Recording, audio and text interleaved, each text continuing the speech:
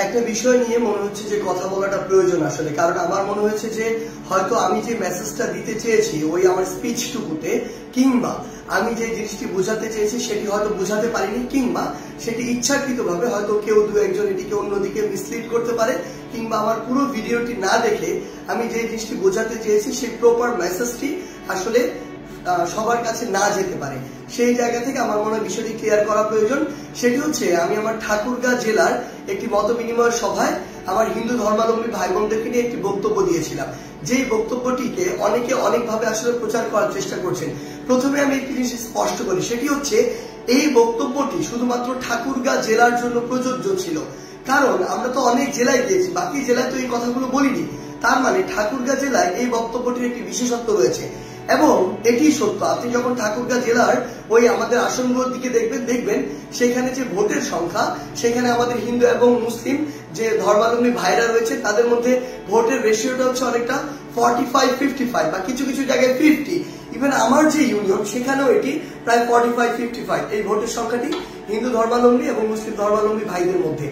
এখন আমি যে কথাটি সেখানে বলেছিলাম সেটি হচ্ছে, আমার সবচেয়ে খারাপ লেগেছে আমি যখন দেখেছি আমি আমার এলাকার যে ভাই বোনদের সাথে, যে বন্ধুদের সাথে, যে ছোট ভাইদের সাথে, হিন্দু ধর্মাবলম্বীদের সাথে একসাথে বড় হয়েছে, একই স্কুলে পড়েছি, একই জায়গায় পড়াশোনা করেছি, প্রাইমারি স্কুল লেভেলে, হাই স্কুল লেভেলে, তারা যখন আওয়ামী লীগ সরকার চেঞ্জ হওয়ার সাথে সাথে একটি ভয় নিয়ে, একটি আশঙ্কা নিয়ে তারা যখন ঘর বাড়ি ছেড়ে ওই ভারতের সীমান্তের দিকে রওনা হয়, যখন তাদের ঘর বাড়িতে হামলা করে, এটাও সত্য, ওই হামলা কিন্তু ধর্ম দেখে হয়নি, ওই হামলা হয়েছিল পলিটিক্যাল যে বিষয়গুলো সেই বিষয়গুলোকে প্রাধান্য দিয়ে।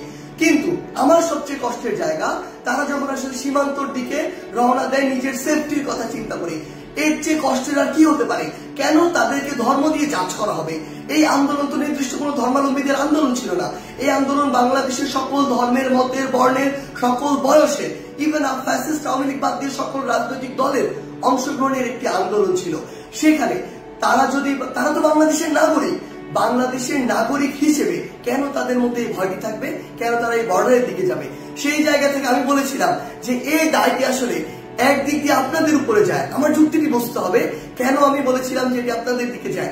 কারণটি হচ্ছে, আমাদের ওই নির্দিষ্ট এরিয়ার জন্য, আমি পুরো বাংলাদেশের কথা জানি না, আমার ওই নির্দিষ্ট এরিয়া ঠাকুরগাঁ কিংবা আমার যে ইউনিয়ন বা উপজেলা, ওই নির্দিষ্ট এরিয়ার একটি মেসেজ, এটি সবাই স্বীকার করবে, এটি মনে করা হয় অলমোস্ট 80-90% কেস এটি এমন, এটা সবার মধ্যে একটা চিন্তা সেট হয়ে গিয়েছে যে কেউ যদি হিন্দু ধর্মাবলম্বী হয় তার ভোটটা নৌকাতে যাবে। আমি আমার জায়গা থেকে যেটি বোঝাতে চেয়েছিলাম আমার ওই কথার মাধ্যমে, সেটি হচ্ছে এই যে একটি চিন্তা সেট হয়ে গিয়েছে কিংবা এটি যে একটি বহিঃপ্রকাশ ঘটে, এটা আমার হিন্দু ধর্মাবলম্বী ভাইদেরকে বরং তার যতটুকু অধিকার, যতটুকু তার বুঝে পাওয়া উচিত ছিল ততটুকু পাওয়া থেকে বঞ্চিত করে।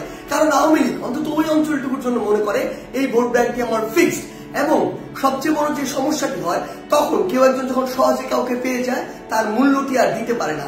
সেম জায়গায় আপনারাই, আমাদের যারা হিন্দু ধর্মাবলম্বী ভাই বোনরা রয়েছে, আপনারা চিন্তা করুন তো, এই বাংলাদেশে বিগত 16 বছর কত বড় বড় ঘটনা হয়েছে, বিভিন্ন উপাসনালয় থেকে শুরু করে হিন্দু ধর্মাবলম্বী ভাই বোনদের উপরে, কোনটির বিচারের সর্বশেষ এবং যৌক্তিক একটি বিচার এই বাংলাদেশে আওয়ামী লীগের আপনারা দেখতে পেয়েছেন? আওয়ামী লীগের আমলে আপনারা দেখতে পান নাই। বড় বড় যদি হাতে গোনা 5টা ঘটনা আপনি একত্রিত করেন, কোনটার আপনারা এই পর্যন্ত যৌক্তিক বিচারটি পান নাই।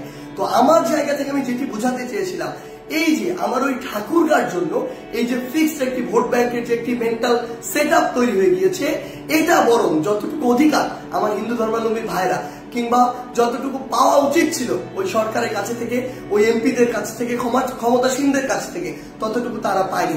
আবার বিপরীত দিকে আরেকটি ঘটনা হয়েছে সেখানে, সেটি হচ্ছে বিএনপিরা মনেই করে যে আমার যারা হিন্দু ধর্মাবলম্বী রয়েছে সেখানে তারা সম্ভবত অধিকাংশ ক্ষেত্রেই তাদের ভোটগুলোতে নৌকাতে যায়। সেই ক্ষেত্রে তারা যদি কখনো ক্ষমতায় আসে বা থেকে থাকে, তাদের কাছেও যতটুকু গুরুত্ব পাওয়ার কথা বা যতটুকু প্রায়োরিটি পাওয়ার কথা ততটুকু পায় না। তো দিন শেষে কি দাঁড়ায়? দিন শেষে তারা আসলে বোথ সাইড থেকে, আমার জায়গা থেকে মনে হচ্ছে ওই নির্দিষ্ট এরিয়াটিতে বঞ্চিত হয়েছে।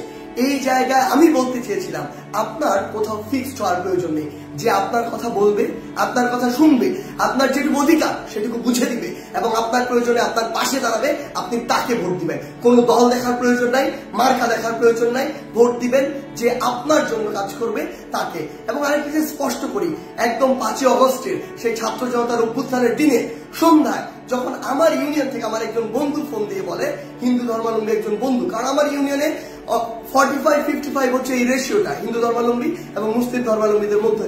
তো আমার বন্ধু যখন একজন ফোন দিয়ে বলে যে তারা আশঙ্কা করছে যে তাদের পুরো একটা ব্যবসায়িক প্রতিষ্ঠানে কিংবা বাসায় আটক হতে পারে, অ্যাটাক হতে পারে, সেই জায়গা থেকে সাথে সাথে 5ই অগস্টের প্রথম আমার হিন্দু ধর্মাবলম্বী ভাইদেরকে যেন প্রোটেক্ট করা হয় সেই বিষয়ে ভিডিও যার থেকে গিয়েছিল তার নাম সার্জিস। এবং এরপরও আমার বিভিন্ন জায়গায় হিন্দু ধর্মাবলম্বী ভাই বোনদের বন্ধুদের সাথে যখন আমরা মিটিং করেছিলাম কিংবা বিভিন্ন আমরা ঢাকেশ্বরী মন্দির থেকে শুরু করে বিভিন্ন জায়গায় আমাদের প্রতিনিধি দল গিয়েছিলাম, আমরা আমাদের জায়গা থেকে সর্বোচ্চ যে বিষয়টি নিশ্চিত করার চেষ্টা করেছিলাম সেটি হচ্ছে যে তাদের যতটুকু অধিকার পাওয়ার কথা এবং তাদের সাথে যেন কোনো অন্যায় না হয়, যতটুকু অধিকার পাওয়ার কথা ততটুকু যেন তারা পায়। হয়তো আমি আমার জায়গা থেকে সেদিন আমার মেসেজটি ঠিক মতো বোঝাতে পারিনি, যদি আমার সীমাবদ্ধতার কারণে আমি বোঝাতে না পারি সেই জন্য অবশ্যই আমি আমার জায়গা থেকে দুঃখ প্রকাশ করছি, এটি করতে আমার বিন্দুমাত্র সমস্যা নেই। কিন্তু আমার যে উদ্দেশ্যটি ছিল সেটি ছিল অবশ্যই আপনাদের যে অধিকার সেই অধিকারের পক্ষে। এবং আরেকটি স্পষ্ট করে বলে দিতে চাই, বাংলাদেশের নাগরিক হিসেবে যতদিন আপনি আপনার এই অধিকারটুকু বুঝে না পাবেন ততদিন আপনাদের পক্ষে আমাদের সবার যে লড়াই, বৈষম্য বিরোধী ছাত্র আন্দোলনের যে লড়াই, সেটি চলবে। ধন্যবাদ।